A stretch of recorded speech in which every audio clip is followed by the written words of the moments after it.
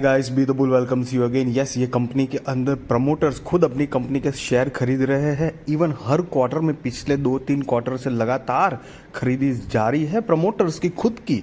सारी बात करेंगे, उससे पहले अगर मेरी चैनल पर नए हैं तो प्लीज़ सब्सक्राइब कर दीजिए, बेल का बटन हिट करिए और आपके सारे कॉन्टैक्ट में मेरी चैनल शेयर करिए ताकि उनकी भी स्टॉक मार्केट की जर्नी और भी ज़्यादा कॉन्फिडेंट, सक्सेसफुल और अवेयर हो पाए।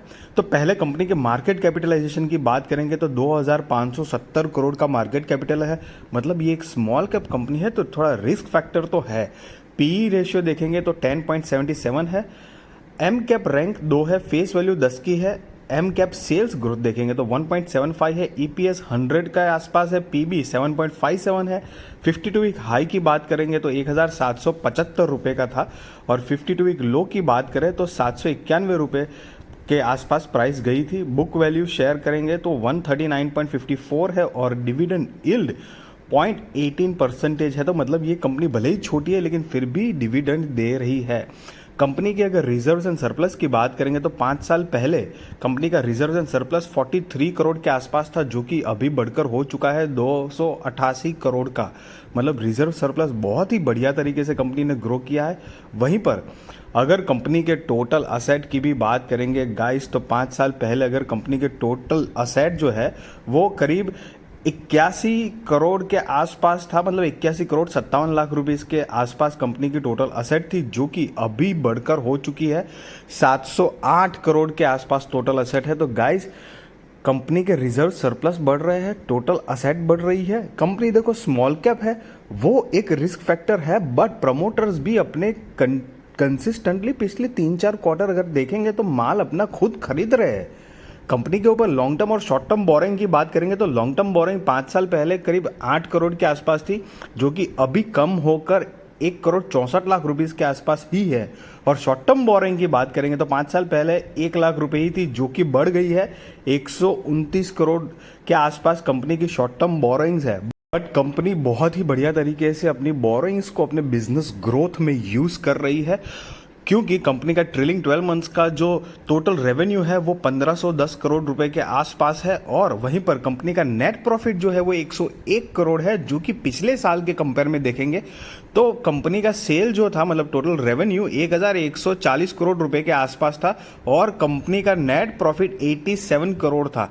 तो company year on year basis पे लगातार अच्छा परफॉर्म कर रही है। तो कंपनी की एक्सपांशन और ग्रोथ कैपेसिटी यहाँ से बहुत बढ़िया दिख रही है। तो ये सिर्फ मामला नहीं है कि भाई रिजर्व सरप्लस तभी बढ़ेंगे जब कंपनी कुछ अच्छा बिजनेस कर पा रही है। अगर बिजनेस ही नहीं कर रही है और बोरिंग्स मतलब कर्जा लिए ही जा रही है तो ऐसी कंपनी इतना टिकेगी भी नहीं। और साथ ही साथ प्रमोटर्स अपनी होल्डिंग्स जो है वो बढ़ा रहे हैं गाइस।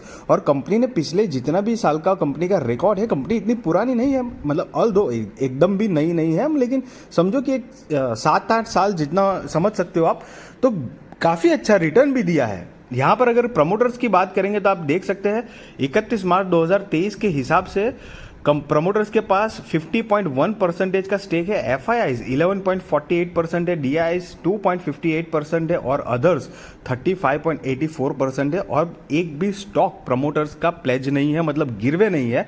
प्लस एक क्वार्टर पीछे जाएंगे तो प्रमोटर्स की होल्डिंग 48.2 थी, जो कि 50 हो चुकी है अभी मैं बताता हूं आपको। अगर 2 क्वार्टर पीछे देखेंगे ना तो ये 45% का प्रमोटर्स का स्टेक था, जो कि 45 to 47 हुआ, उसके बाद 48 हुआ और अभी 50, मतलब अब 50.1% का करंट प्रमोटर्स होल्ड कर रहे हैं लगातार। मतलब जितना हो सकता है प्रमोटर्स खुद माल अपना खरीद रहे हैं एक ही कंपनी के अंदर। तो मतलब डेफिनेटली एक बहुत ही स्ट्रॉन्ग पॉजिटिव संकेत तो है कि कंपनी के अंदर वाकई में कुछ बढ़िया अच्छा इन अ फ्यूचरिस्टिक वे, इन्वेस्टिंग वे बहुत अच्छा प्रोग्रेस हो सकता है। बेस्ट एग्रो लाइफ लिमिटेड की बात कर रहे हैं। एग्रोकेमिकल पेस्टिसाइड्स सेक्टर में कंपनी काम कर रही है। 2016 अप्रैल में बॉम्बे स्टॉक एक्सचेंज के हिसाब से स्टॉक अवेलेबल है और 1078 की अभी करंट प्राइस है स्टॉक की। अभी तक का ऑल टाइम का रिटर्न देखिए आप, 6748% का कंपनी ने ऑलरेडी रिटर्न दे दिया है।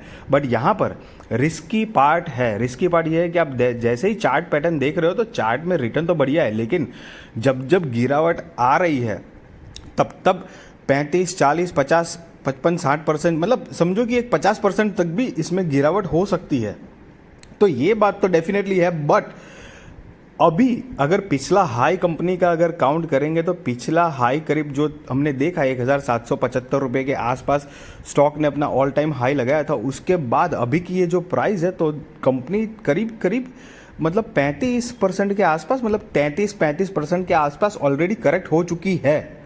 तो ये एक थोड़ा सा रिस्क फैक्टर है, लेकिन ऑलरेडी 35। तो अगर आप मतलब सोच सी गाइज, मैं कोई आपको बाय और सेल रिकमेंडेशन नहीं दे रहा हूँ, वो आप अपने रिस्क रिसर्च और फाइनेंशियल एडवाइजर को पूछकर करना। बट लेकिन अगर आपको डेटाज में जो इन्फॉर्मेशन मैं दे रहा हूँ वो उसमें, और आप भी अपने हिसाब से थोड़ा रिसर्च करिएगा, अगर स्ट्रेंथ दिखती है तो 35% का करेक्शन एक रीजनेबल डिसेंट करेक्शन है।